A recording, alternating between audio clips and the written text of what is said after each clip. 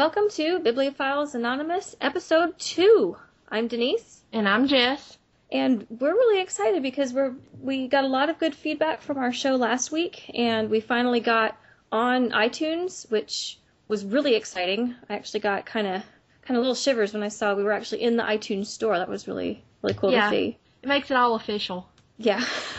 and for a while we weren't even sure we were going to be able to do this, so now that we're actually doing it, it's really exciting. So we're glad to be here, and I've gotten a little bit of feedback from some friends of mine that had listened to last week's show, and they said that we'd gotten off to a pretty good start, and they liked it, and they were going to keep listening. So that was good. Yes, and the other Goodreads group that I'm in, I had a couple of people say that they were going to start listening, so that's even more.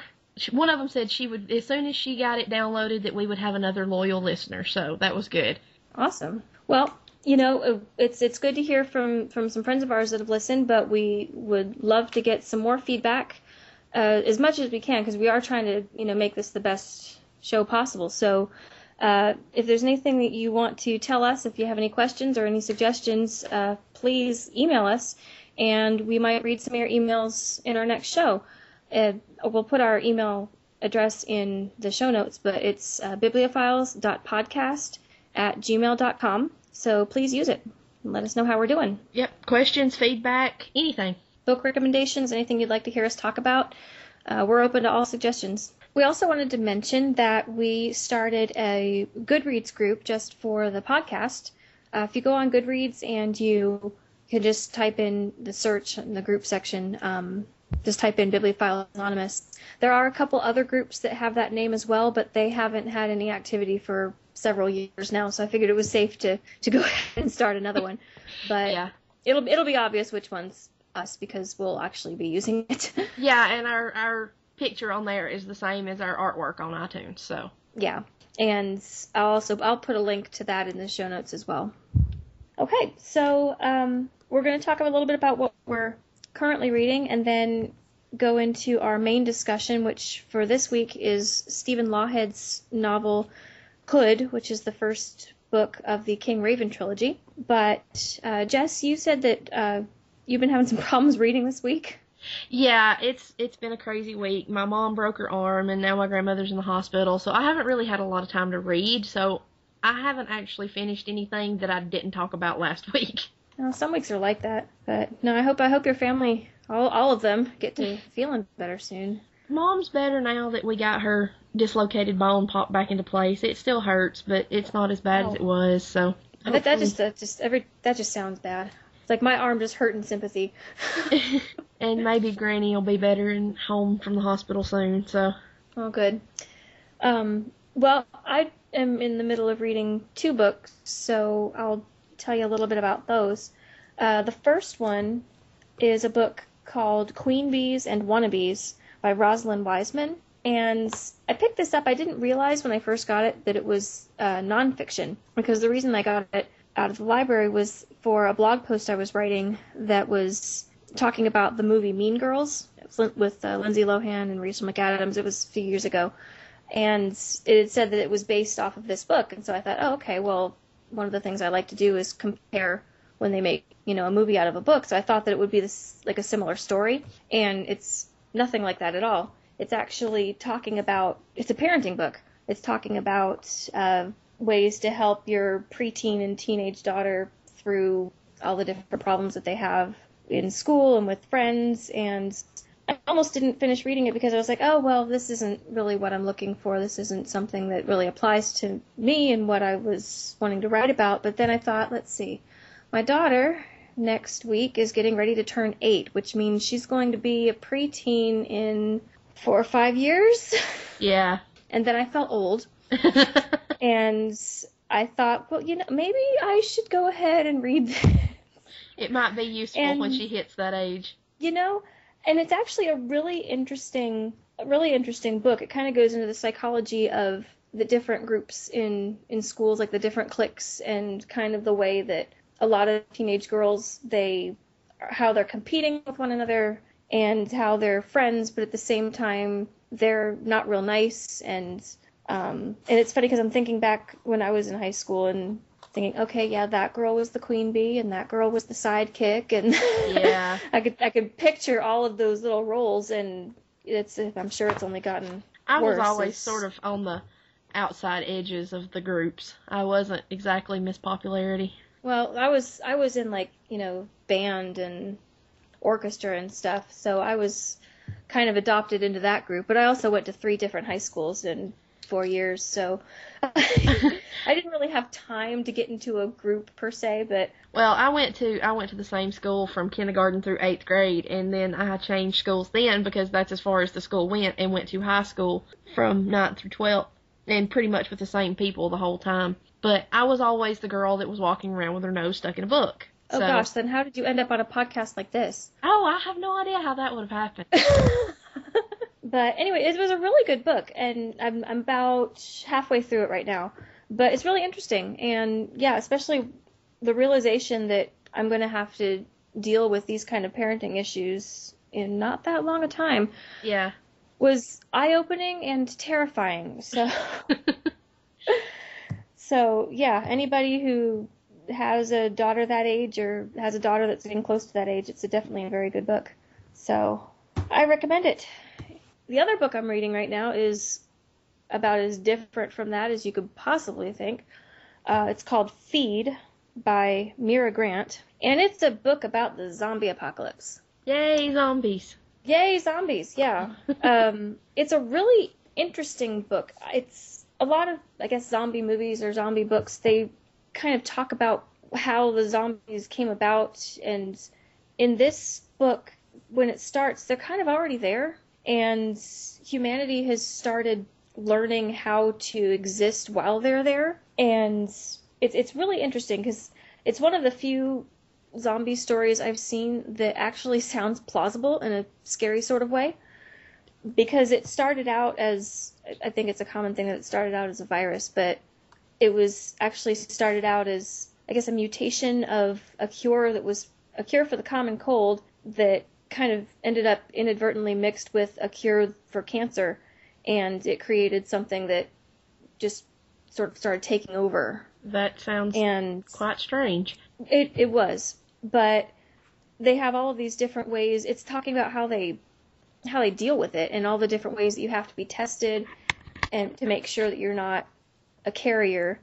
And it's not just humans, animals can get infected too. But even where I'm at in the book, yeah, it's really strange because they're talking about all these zombies, but we haven't actually seen one yet. Huh. It's been building up how everything's existing now, and one of the things that's really interesting is the way that it's talking about the media.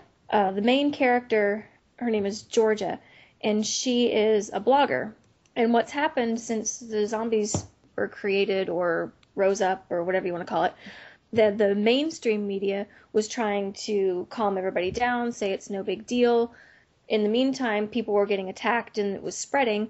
And so all of the people who were on the internet started sending out all the warnings. And so basically mainstream media in this book's universe has been it's pretty much completely gone. And everybody's getting their information from blogs, basically, because nobody trusts the mainstream media anymore because they were trying to downplay everything and say that there wasn't a problem because they were trying to prevent this big mass hysteria and trying to boost ratings by making everybody feel good. So mainstream media was Fox News? No, I don't think it was very funny. I don't think it was actually connected to any political party or, conservative or liberal. I think they were all kind of doing it. And so now mainstream media, they pretty much just exist to cover like celebrity news. Not that it doesn't do that now anyway. Yeah. Sometimes. But that's pretty much all they're there for. And if people want to know what's really going on, they turn to all of these independent bloggers. And so I thought that was really kind of an interesting take. Again, something that is almost scary in its plausibility. Yeah. So see, that's the kind of scary books I don't like, is the ones that you read and you think, wow, that might actually happen. Those are the ones that give me nightmares. I wouldn't necessarily call it a nightmare, but I have had a couple of dreams about this book, and but it's extremely well written so far. Anything that can really make things sound that real. There's the virus is kind of dormant in everyone. That's how it spread so fast. Yeah. So even the main character has it to a very small degree, and it's just like a certain like level in your body that it reaches where all of a sudden it takes over. And so you just have to constantly be tested, and everything always has to be cleaned really well.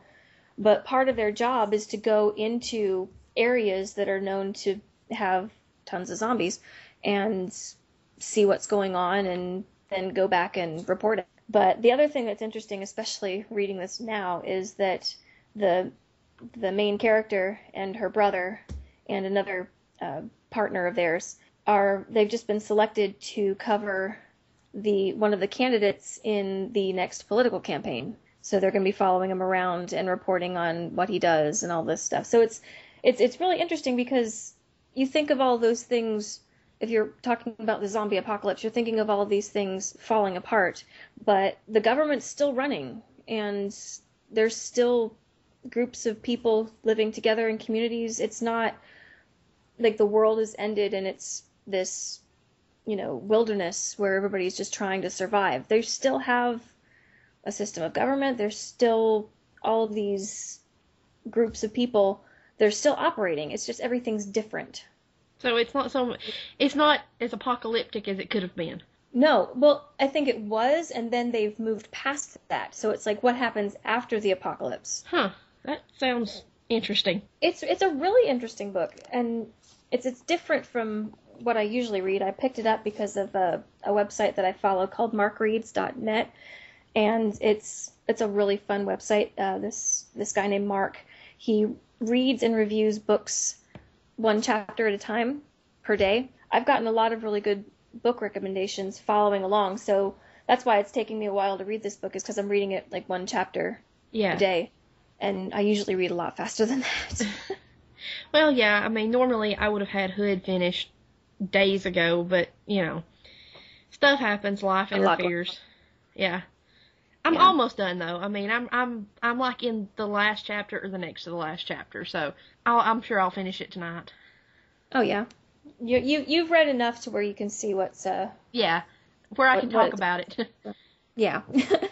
So, well, with that said, let's go ahead and move into our main discussion. Sounds like a plan. So as we said, we're discussing Hood by Stephen Lawhead, and it's the first book of the King Raven trilogy. The next two books are Scarlet and Tuck. And if you haven't guessed already, it's a retelling of the Robin Hood story.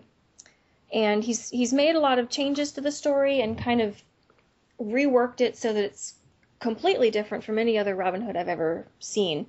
So before we get started talking about it, I just want to say, because I know a lot of people are really touchy about this, there's definitely going to be spoilers in this discussion. So if you haven't read it and you don't want to be spoiled, pause it, stop listening, go read the book, and then come back and listen to us again, because we're going to talk about it from beginning to end and probably give away a whole bunch of things, and we don't want you to get mad at us. No, we want you to continue listening. Yes. I was kind of anxious about reading this because I have always had a soft spot for Robin Hood legends. I've always loved Robin Hood. And I think it comes from watching the Disney animated Robin Hood when I was a kid. I love that movie. I do too. And every time I think about it, I want to start singing, but I'll spare you that. But because I love that movie so much, I've always had a soft spot for Robin Hood. I've got several other remakes of the Robin Hood movies, and this, I was kind of anxious because I was like, okay, this is going to be completely different. I don't know how I'm going to feel about this, but I love it so far. I mean, it's been really good, and it's kind of fun to see these characters introduced with a name that they haven't been called in all the other legends, and you're like, oh, I know who that is. Yeah. Like, well, one thing that's... Oh, sorry. When he meets, like the first time he meets Friar Tuck. Uh-huh. I don't even know where to begin pronouncing his actual name. But as soon as they said that he was a friar, I was like, yeah, this is going to be Friar Tuck. That's who this is going to be. And then Guy of Gisborne shows up, and I mean, just a lot of the people that are in the legends, their names are a little bit different because it's set in Wales. Yeah, so all of the names that we would usually associate, like Friar Tuck and Little John, and even Robin Hood himself, his name isn't Robin Hood, it's Bran. And he becomes a character, Ribran, which would be King Bran, I guess, in Welsh. Yeah. And then the title Hood, which in the Welsh is spelled Hud, is actually means enchanter. Or sorcerer, yeah. Yeah. So yeah, the legend, it's been changed, so it's not taking place in England, it's taking place in Wales. And it's also been changed to a different time period. So instead of fighting, well, really in the original legends, they were fighting the King of England. They were kind of fighting among themselves. Whereas this one, they're fighting the Norman invaders that had taken over. Yeah. So it's a whole different dynamic.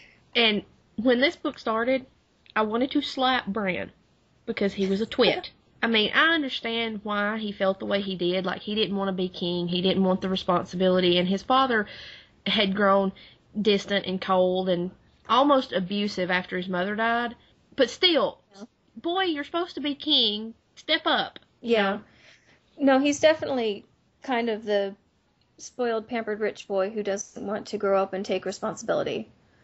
And, you know, he's kind of this ladies' man who's made all of the men in the kingdom want to lock up their daughters, and especially Marion's father, who really hates him. He doesn't want to have that legacy. He doesn't want to become his father. And when his father is killed by the Normans, he's kind of made into this outlaw character, even though he hasn't done anything really to deserve it, because they're trying to take over their small kingdom and give it to, you know, one of their loyal people. Yeah, and they tell him he can buy it back for 600 pieces of silver, or 600 whatever. It was I don't remember. It was a large amount of money to try and come up with when you're coming from a conquered people that have nothing left. Yeah, he said his father never had more than 300 marks at any one time, and they told him it would take 600 to buy his kingdom back. Yeah. And then when he finally comes up with the money and goes to pay it, they're like, "Nope, sorry, it's going to be 2,000 now." Yeah, the price has gone up. Of course, did you just want to slap the cardinal at that point? Oh God, yes. I cheered when Bran grabbed him and threw him down on the table, and they threw the ink on him and all that stuff. Yeah, I was like, yes. Like, come on, get him. Yeah, that was probably one of the more heartbreaking parts of the book, because you think, now obviously since there's 2 more books after this, you know that all the problems can't be solved by the end of this book, but you're thinking maybe finally they can get somewhere, they can get help, they can find somebody to support them, because people are letting them down left and right and betraying them, and maybe this is going to finally do something, and it doesn't at all. I was just like, it really did. It made me mad. I was like, really? They've gone from 600 to 2,000 just because he didn't come up with it immediately. Yeah. When the Baron that bought it in the first place only paid 200 marks for it. Uh-huh.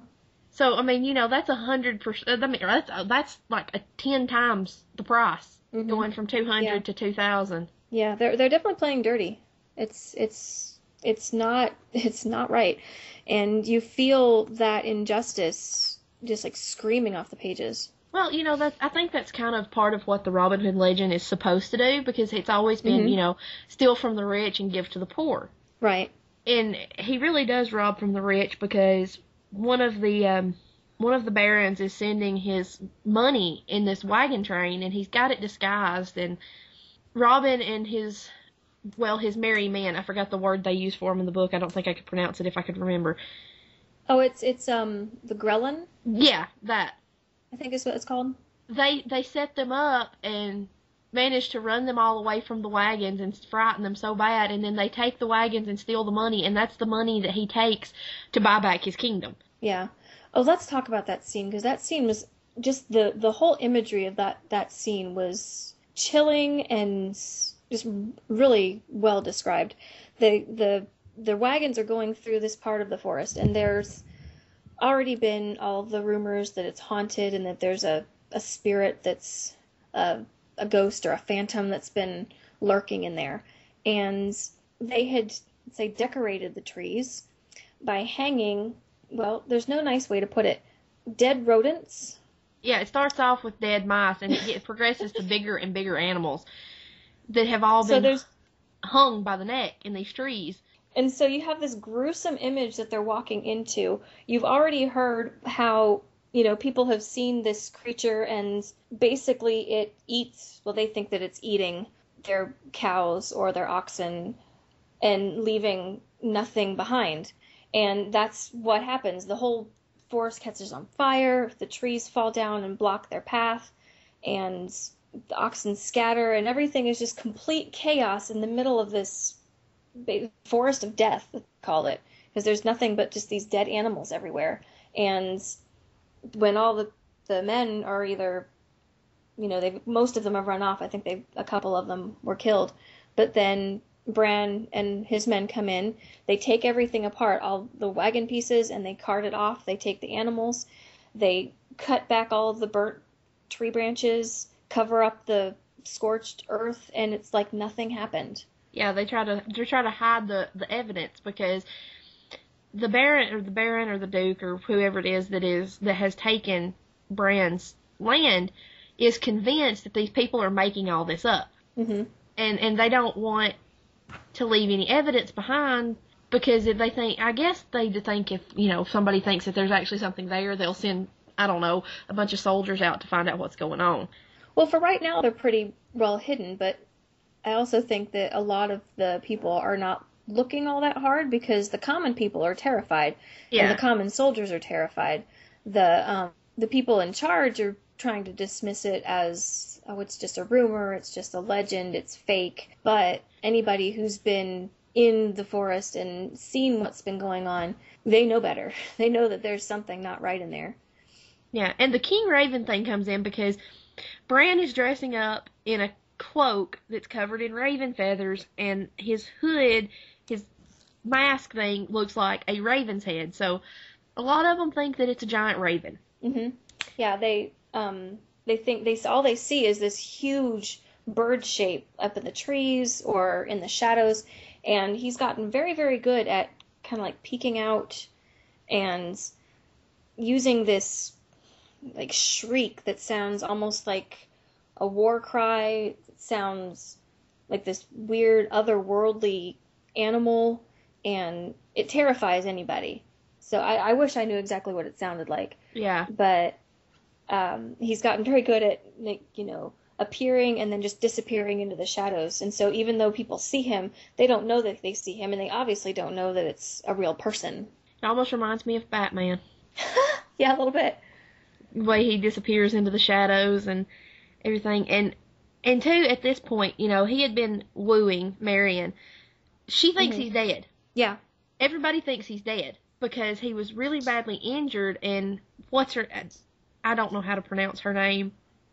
Angarad? Angarad or something like that? Something like that. She finds him and nurses him back to health, and I love her. She's amazing. Yeah, she's kind of I don't know what you would call her, almost like the high priestess of their group. She kind of reminds me of Grandmother Willow in the Disney's Pocahontas. Yeah, a little bit. Because she's just kind of like, she's not a tree. She's an actual person. She basically tells Bran he needs to, get off his rear end and do something. Mm-hmm. And that's when he starts realizing that it's his duty and that's what he has to do, that he can't just run away and leave his people. Because that was his original plan. He was just going to leave. He was like, there's no way if I go and try and face them, I'm dead. They're going to kill me.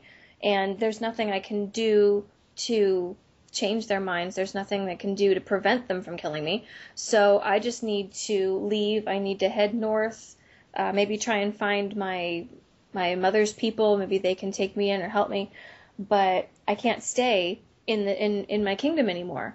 And Angara pretty much, after she nurses him back to health, kind of, whaps him upside the head and says, look, you have a duty here, and if you don't do it, there's no one else who can. Yeah, I mean, because there really wasn't. I mean, his father was dead, all of the war band was dead, Ewan was the only one that was left, and he thought he was dead until Angara took him to the encampment, and he was like, oh, you're alive. I know you. Yeah. And so he had a responsibility.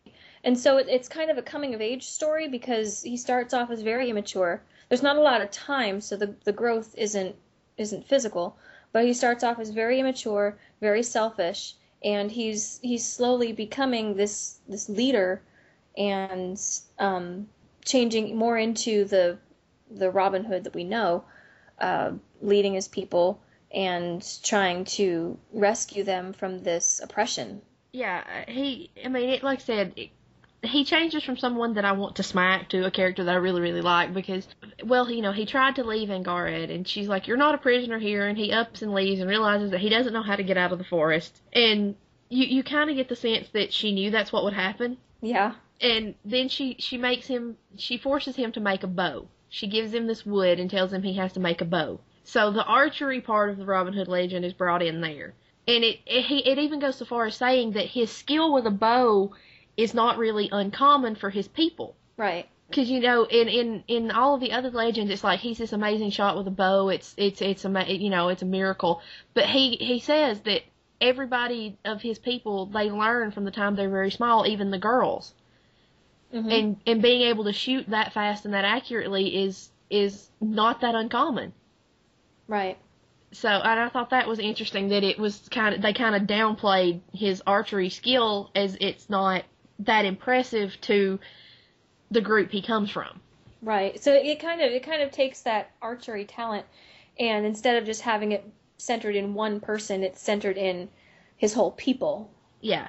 And I thought that was interesting. And, I loved it when he tells Angard that he can't fashion a bow from that piece of wood because it's not seasoned, it's too green. It has to be seasoned at least for a year. And she's like, did you do that? She's like, not for a year. No, I've seasoned it for 2 years. Yeah. So you're all set. Quit making excuses. Yeah. Get to work. I mean, he makes the bow. He even makes the string. They make the arrows. I mean, It was just, and I think through making that, he has time to think about, his people and that somebody's got to do something and it might as well be him.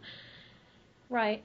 Well, because he was such a loose cannon, and it kind of brought his focus right down to, trying to do this very simple, well, not simple, but, working with your hands and getting into this process, making the bow and then making the arrows. And I think didn't he say that he had never made the arrows before, but he had seen it and he knew enough how to do it. So it was even learning something a little bit new that just kind of helped him center all of his thoughts, and everything became about making this bow and relearning how to shoot because he had, lost a lot of his strength and ability from when he was injured. Yeah. And when he first, finished the bow and arrows and tried shooting, it was pathetic and he was kind of discouraged, but he was given that as a process to work through all of how he felt about everything. Yeah. Like I said, I really liked it. Well, like I said, I haven't actually finished it yet. I'm almost there. But it was a lot better really than I expected it to be. I mean, it's something that I've wanted to read for a while, even before we decided to do it as our book of the month on the Tavern. But at the same time, like I said, I've always loved the Robin Hood legend so much that I was just like, I don't really know how this is going to work out because I love that so much. I'm either going to really, really love this or I'm going to hate it.